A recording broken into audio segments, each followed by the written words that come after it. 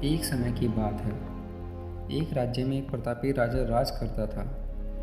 एक दिन उसके दरबार में एक विदेशी आया और उसने राजा को एक सुंदर पत्थर उपहार स्वरूप प्रदान किया।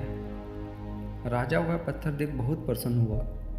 उसने उस पत्थर से भगवान विष्णु की प्रतिमा का निर्माण कर उसे राज्य के मंदिर में स्थापित करने का निर्णय लिया और प्रतिमा निर्माण कार्य राज्य के महामंत्री को सौंप दिया।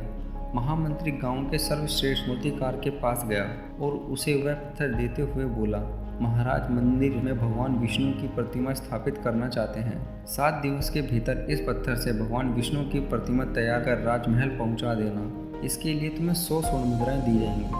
100 स्वर्ण मुद्राओं की बात सुनकर मूर्तिकार बहुत खुश हो गया और महामंत्री के जाने के उपरांत प्रतिमा का निर्माण कार्य प्रारंभ करने के उद्देश्य से अपने औजार निकाल लिए। अपने औजारों में से उसने एक हथौड़ा लिया और पत्थर तोड़ने के लिए उस पर हथौड़े से वार करने लगा, किंतु पत्थर जैसा का तैसा रहा।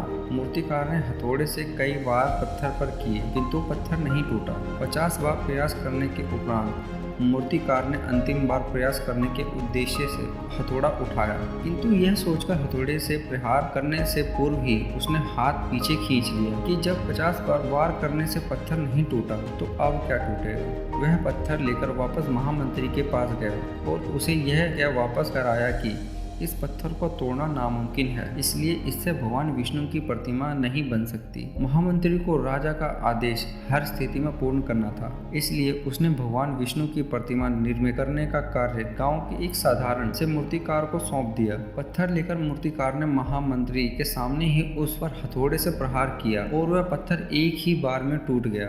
पत्थर टूटने के बाद मूर्तिकार प्रतिमा बनाने में जुट गया। इधर महामंत्री सोचने लगा कि काश पहले मूर्तिकार ने एक अंतिम प्रयास और किया होता तो सफल हो गया होता और 100 स्वर्ण मुद्राओं का हकदार बनता। हमें इस कहानी से ये सीख मिलती है कि हम भी अपने जीवन में कई बार किसी कार्य को करने से पहले या किसी समस्या के सामने आने पर उसका निराकरण करने के पहले ही हमारा आत्मविश्वास डगमगा जाता है और हम प्रयास किए बिना ही हार मान लेते हैं।